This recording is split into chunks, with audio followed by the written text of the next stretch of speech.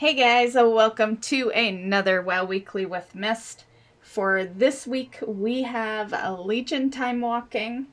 And keep in mind that the Mage Tower is permanent now, so you don't need Legion time walking for the Mage Tower. But you do need it for the other vendor Legion time walking rewards like mounts, toys, transmogs, all that. Also worth noting that there will be a soul shape that you can grab from this Legion time walking. This is it right here. Also, we will have PvP Brawl. It will be Gravity Lapse, and that's really all that's going on for this week. The first thing I wanted to mention for news is that in 9.2.5, there is going to be another catch-up system for your Renown. This catches you up to Renown 60. The token that you get, it's called the Broker Mark of Distinction. Right now on the tooltip, it says that it brings you to a Renown 40. That is, it's basically going to be the same token, but instead it'll say increase the Renown of your currently active Covenant to 60. This is something that I feel like should have been the number to begin with. I even remember there were times in streams where people would be like, oh, why didn't you buy a broker's mark? And I'm like, well, it's only 40. I can get that with my eyes shut, So there were, don't get me wrong, there were some alts I did buy the broker mark for, but there were some that, they'd already been in to their Renown. They were like Renown 30, and I was like, what's the point? They only got 10 Renown, and then they're caught up to the token, so yeah. So I really always thought it should have been 60 to begin with, and by the time 9.2.5 comes out, I'm not even going to need that 60. At that point, I'll be like, oh, it should be 80, So I guess it's good for those that literally have done nothing on their alts, but I've been progressing. I am one of the very few players, probably, that still does not move their characters to different covenants. When they made that easier, where you could move your character into the different covenants, I still said fuck it. By then, I had all my alts kind of situated, and, I had every wearer type class in every covenant, and I was already working towards all my transmogs, and yeah, so honestly, a lot of these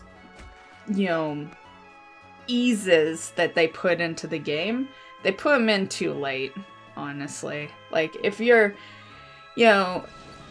off playing other games and stuff, then maybe it works for you, but if you're a committed player and you have been from the start, this stuff doesn't really affect you.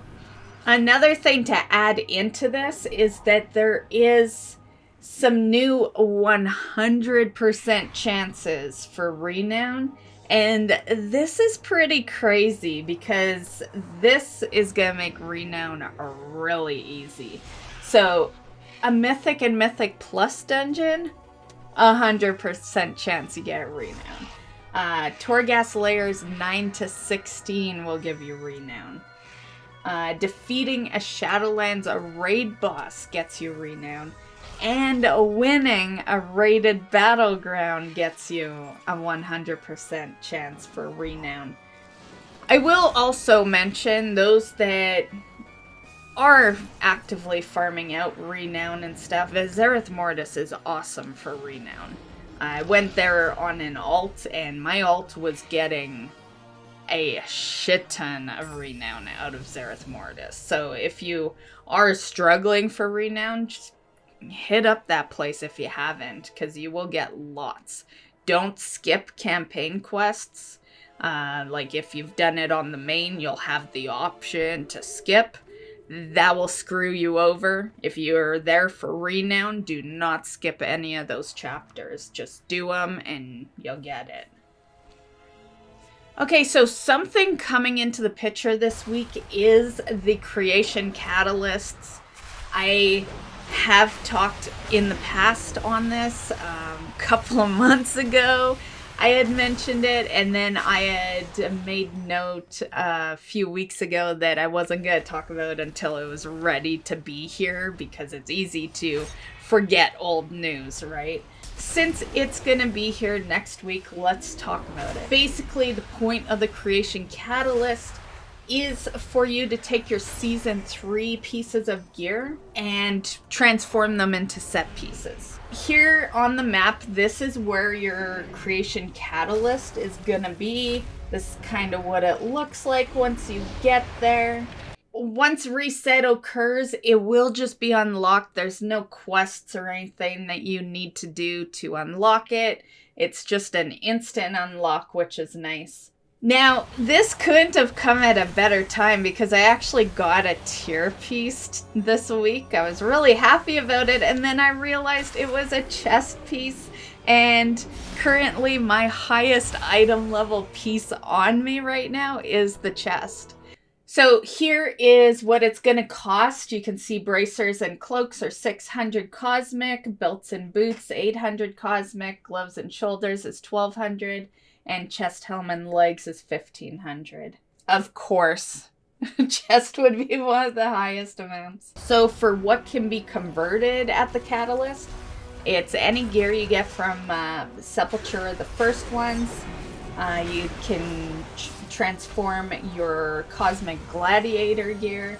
You can also transform any gear you get from Mythic 0 or Mythic Plus dungeons that you obtain during this season.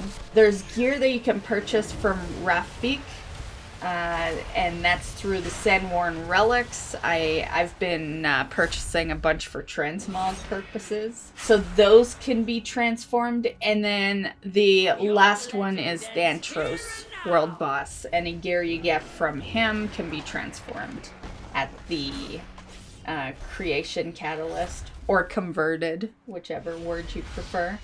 As far as how often can you do this, it does have some limited charges. So basically, it's one charge a week at the moment until they change things. As for, stats and all that, how will it differ your item? Your item level and sockets will stay the same on your pieces of gear, and the things that will change during converting it would be your secondary stats and the way it looks. So your appearance will obviously change. And that's basically the simple and short version of the Creation Catalyst. Next up, we have some hotfixes that went out on April 8th, basically having to do with the Marksman Hunter 4-piece set and some raid fixes. Okay, so next up in news, this one was an interesting one for me. So this isn't game-related news, this is more staffing of Blizzard. But Activision Blizzard gave 1,100 QA testers full-time jobs and higher base pay. And really, it was the pay that was interesting to me. So it says that they're converting all their temporary and contract quality assurance workers in the US to full-time employees. This will start on July 1st, and many of them will receive a pay raise. Now, keyword many, that means not everyone's receiving a raise, so it'd be interesting to know what qualifies, like what you gotta do to get that raise, right? But also it says that the minimum hourly rate is going up to $20 per hour as of April 17th. Now, I don't know if it's just me, living where I am, but I thought that was super low. I had no idea they got paid so poorly over there. I thought, when you were working on games and stuff, you made good wages. So, yeah, I don't know. It's crazy. Now, granted, maybe that's like, the bottom of the barrel, right? Like, people just starting out, but still, that seems like a pretty low wage. But at least it's better than what they're getting right now.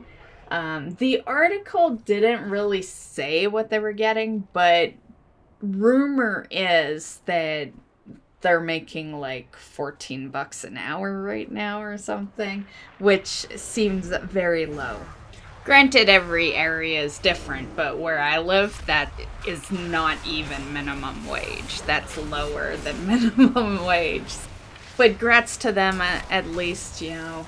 It's crazy because I think in situations like that, people look at, hey, I'm doing my dream job, and then they just kind of take whatever. They take all the shit, and that's not the way it should work. You know, part of it being your dream job should be that you're making a decent living off of it. I can't speak for everyone, but like 20 an hour is like over here, that's barely living. You know, houses are pricey, apartments are pricey, bills are pricey, gas is going up. You know, the cost of living is just, you know, a lot higher now. So next up, we had news that Jeff Hamilton left Blizzard. Usually I don't care about shit like this and I don't report on it, but there is a reason I'm reporting on it this time.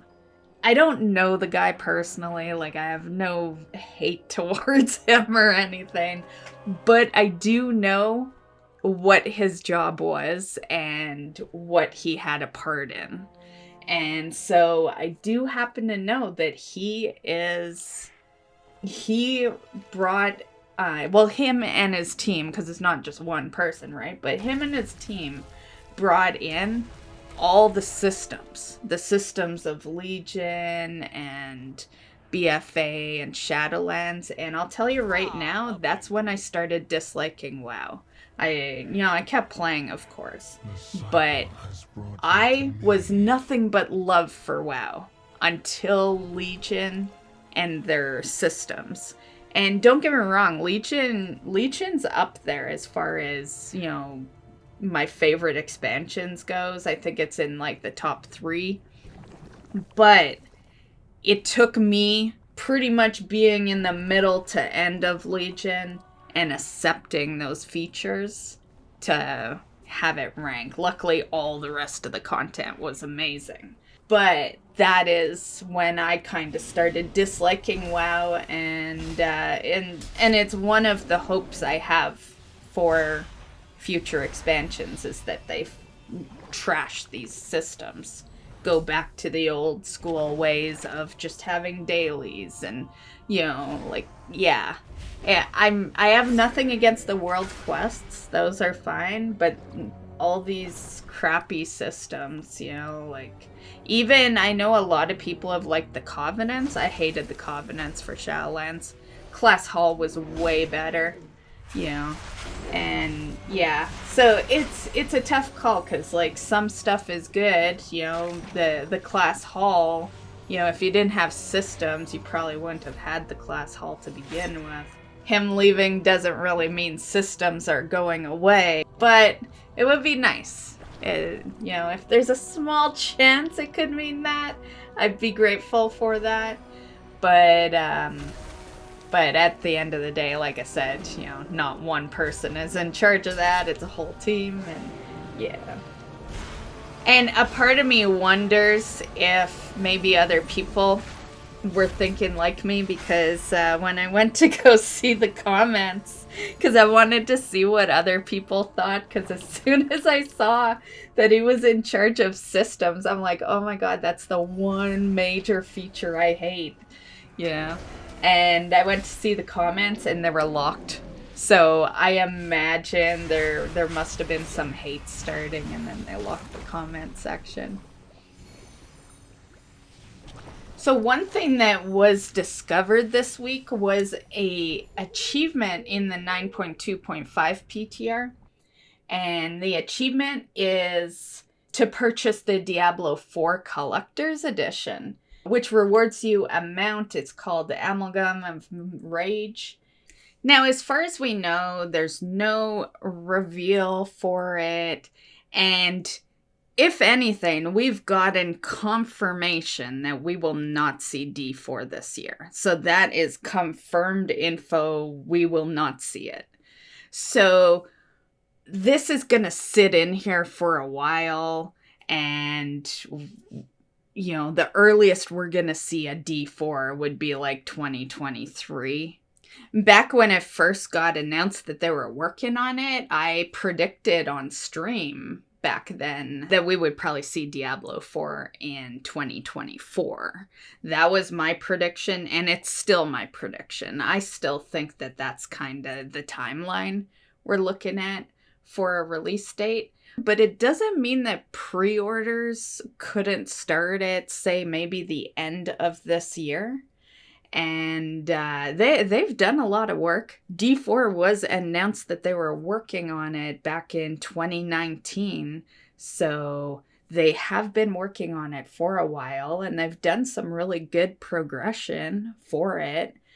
There's been a lot of good stuff and stuff that they've even shown us. So they've proven to us that they're working on it and, getting fairly progressed.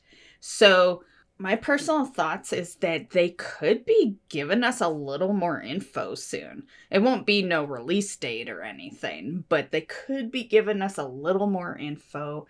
A lot of the time pre-orders can occur like for an entire year before you see the product.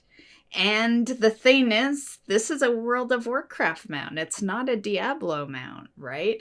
So in a situation like that, they could release this super early and people would buy it because you'd be getting a WoW mount. You gotta take it with a grain of salt right now, but honestly, it could mean some decent news is in the future. Maybe not fairly soon, but this year. One thing I want to mention on Classic WoW, there is some update notes from April 8th having to do with the Season of Mastery patch. So this is it. You can, pause, read through it. Some new stuff that they're doing. Okay, so for accomplishments, there's not a whole lot. You guys probably have noticed a lot of Kirby on the channel this week. I've been playing that. There's going to be a lot more videos of that. My bad if you're not really into that. They don't do good on the channel, but I am a carefree YouTuber. Like, I don't care what does good and what doesn't, I play games that I like, and if you don't want to watch them, you don't watch them, and if you do, you do. Like, yeah, I'm so carefree when it comes to content. But I did have some WoW time this week, so one of my accomplishments this week is something I've been wanting to do for a long time. I should have done it in WoD, and I never did. And it's been a struggle to find a group for it ever since. So that is the Fight Kill Salute achievement. I finally knocked that out. I want to go back next week because I didn't have time to get my title. For those that don't know, there's the quest that gets you the achievement, which gets you a toy, and it's a flag. But there's also, if you're the one doing the killing, you can get a title. And I was so close. We were rolling to find out who would be next. And I had rolled pretty high. I was like 86 or something. And someone beat me out with like a 92. So that sucked. I totally thought I was going to get it. And yeah, so I'm going to do like a continuation of this next weekend. And hopefully I will get my title then. But I did get the achievement. And honestly, that's the major thing I wanted. I like titles and all that, but I care more about achievement points than titles. So yeah, I've accomplished what I went in for, really. I had never really expected to get the title. But, if a group's, being put together, might as well, right? So I did get that done. For those that are interested in that, you need your Gladiator Sanctum in your WoD garrison to be level 3, and then you just group up. If anyone wants to do this, let me know, and I'll bring you into the group I'm going into next weekend. So spend this week getting a character their level 3 Sanctum. Second accomplishment is I finally went and made a second mount for the protoform. I know, I'm such a slacker. I have no interest in crafting these mounts and pets, like none whatsoever. You guys have seen many of my streams. I get enjoyment out of low drop chance mount finds on rares, you know? That is what I like to do. It might be frustrating to a lot of people, but I actually don't care too much about the RNG, right? I'm all for, you know, I finally got a mount after 400 tries. You know, like that brings me excitement. But yeah, so I'm really having a hard time motivating myself to do these you know, crafting ones. You know, like, yeah, it's still a little bit of RNG. You do have to go after stuff, but, you know, I've got so much materials on my alts. I send it all to my mage. She's got a lot of bag and bank room, so I send it all to her. There's like 2 more mounts I can craft. I'll probably craft them next week. The materials are sitting on my mage, and I'm too lazy to go back over there and get the materials. So I'll do it next week. But I did get the Genesis Crawler. It was kind of the only mount I really liked, so I kind of wanted the first crafted mount after your freebie to be one that I actually think looks good. And I did get another mount this week, so I hopped on the Rogue, who is part of the Venthyr Covenant, and I bought the Sinful Gargan mount, so we have that. Which means, aside from the 7,500 anima mounts that are in Kyrian, Necro, and Venthyr, I've got all the purchasable ones. Yeah, we're down to needing to do the challenges and stuff like that. So, except for Night Fae. Night Fae is my mains covenant. I have all the mounts over in Night Fae. So we're catching up with the alts. The reason that they don't have the 7,500 anima one is because they don't have the Renown. So yeah, they have the currency, but not the Renown.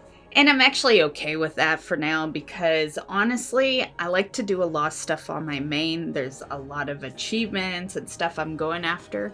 So when it comes to building up the alts Renown, I do have a system, and that system is the Maldraxxus egg calling. That is when they gain their Renown. Other than that, I don't play them. You know, because I'm busy on my main. I have so much stuff I want to do before the expansion ends that involves my druid. So I'm okay with the small or the slow pace of their Renown. They're doing good. They're just not like 80 Renown, you know, but they're all in around at least 50.